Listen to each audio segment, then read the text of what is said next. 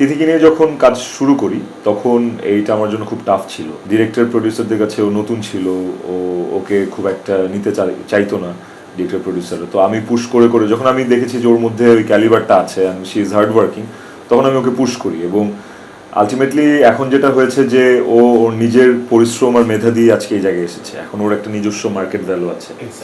But আমি ওকে নিয়ে drive দেওয়ার পেছনে আমার রিজন ছিল আমি ওর মধ্যে ওই ক্যালিবারটা দেখতে পেরেছিলাম। এবং আমি অলওয়েজ যাদের মধ্যেই আমি এই ক্যালিবারটা দেখি বা ওই সৎ ইচ্ছাটা দেখি কিছু একটা করার, তাদেরকে আমি আসলে অলওয়েজ এনকারেজ করি।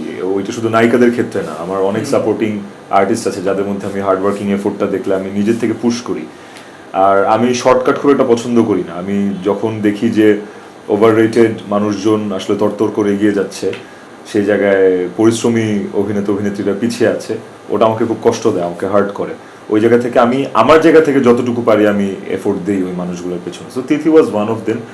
এবং it was a good decision to pick her, to choose her. And ও প্রমাণ করছে যে না, আসলে কষ্ট করলে লেগে থাকলে পসিবল। বিকজ তিথিকে নিয়ে যখন আমি শুরু করি, শুরুর দিকে মিনিমাম 20-30-40টা নাটক ওর সাথে আমার ফ্লপ গেছে।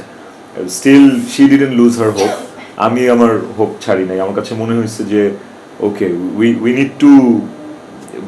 Need to catch the pace. আসলে সামহাও আমাদেরকে ওই জায়গাটা ক্রিয়েট করতে হবে। অ্যান্ড আলটিমেটলি এখন দর্শক তো অনেক পছন্দ